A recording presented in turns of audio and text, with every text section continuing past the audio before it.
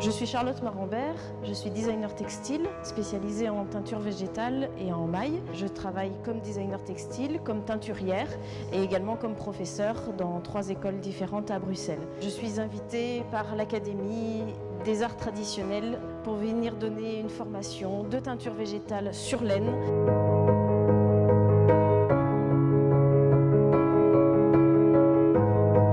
Pour la teinture de la laine, il faut commencer par choisir une bonne laine.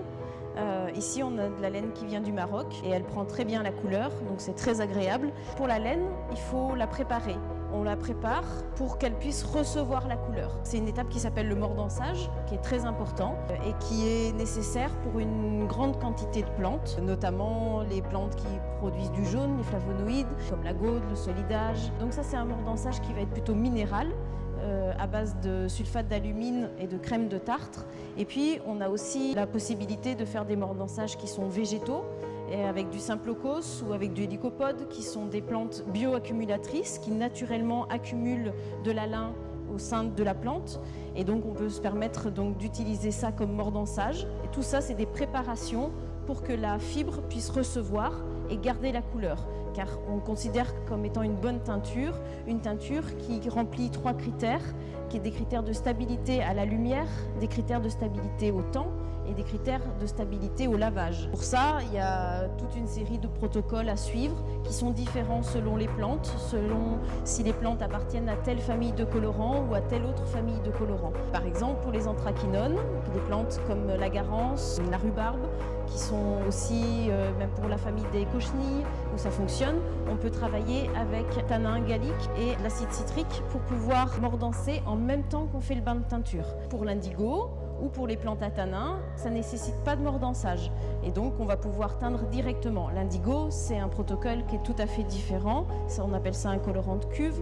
Et donc, on va créer une sorte de fermentation pour pouvoir teindre. Et c'est à l'oxydation à l'air que la couleur bleue va apparaître. Par exemple, ça, c'est de la garance. C'est de la poudre de garance. Et la garance, on utilise la racine.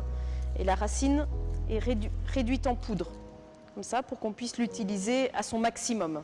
Donc c'est de la poudre très fine de racine de garance. La racine de garance qu'on a vue tout à l'heure, on extrait sa couleur à son maximum et ensuite on peut procéder au bain de teinture et on obtient donc ce rouge caractéristique de la garance sur la laine qui est très intense et très solide à la lumière notamment. Ça fait partie des couleurs dites grand teint qui sont très solides. Alors, avec la racine de garance, on produit notamment le rouge. Donc ici, on est toujours sur de la laine. Vous voyez, vous avez un rouge qui est très éclatant. Est-ce que tu peux prendre la température, s'il te plaît? Okay.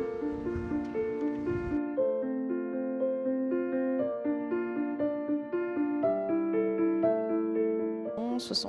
Oui, ça va très très vite. On va redescendre. Hein. Presque, oui. Pour l'indigo, c'est pas comme pour les autres colorants, on va devoir peser l'indigo en fonction, pas du poids de la fibre qu'on va teindre, mais en fonction du nombre de litres qu'on a dans notre contenant. Donc là, on a un seau qui fait 12 litres, donc du coup, on est à 8 grammes d'indigo par litre, donc 8 x 12, 96, c'est ça, tu as calculé. Donc du coup, tu peux peser 96 grammes d'indigo. C'est un pastel, parce qu'il y a plusieurs plantes qui produisent l'indigo. Il y a l'indigotier, il y a le pastel, il y a la persicaire, il y a la renouée. Il y a beaucoup de plantes à indigo. J'ai plus rien à dire.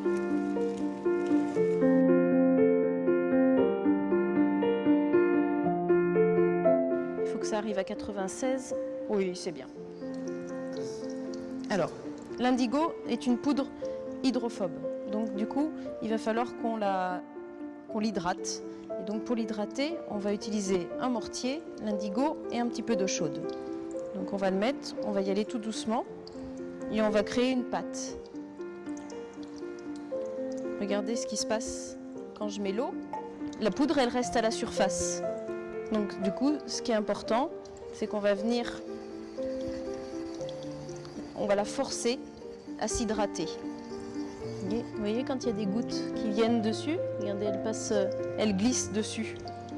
Donc c'est important c'est un travail qui dure très longtemps mais qui permet vraiment de garantir une bonne cuve d'indigo après. Broyer longtemps et broyer avec finesse va garantir vraiment la qualité ensuite du bleu et de la cuve d'indigo. Dès qu'il y en a un petit peu, on récupère parce que c'est vraiment très précieux. En colorant de cuve, vous avez aussi le murex, le coquillage dont on a parlé hier, qui fonctionne exactement comme l'indigo. Ici, on a du bois de campèche qui peut donner des violets qui sont plus clairs, mais qui sont aussi très foncés. On peut même aller jusqu'à des noirs. Ici, on a du bois de Pernambouc, qui est un bois exotique et qui pousse en Amérique du Sud. Et on utilise donc le bois qui donne vraiment... c'est la même famille que le bois de campèche. Ici, vous avez de la cochenille. Ici, c'est aussi de la cochenille, mais avec une recette qui est différente. Ici, on a travaillé avec un mordançage minéral. Ici, avec un mordançage avec de la noix de Galles. Ici, vous avez une plante qui s'appelle la scutellaire, qui est de la famille des flavonoïdes. À nouveau, les cochenilles. Ici, vous avez une plante qui s'appelle le réséda ou la gaude, qui donne un jaune qui est très lumineux, qui est vraiment caractéristique et qui fait partie aussi de la famille des grands thym.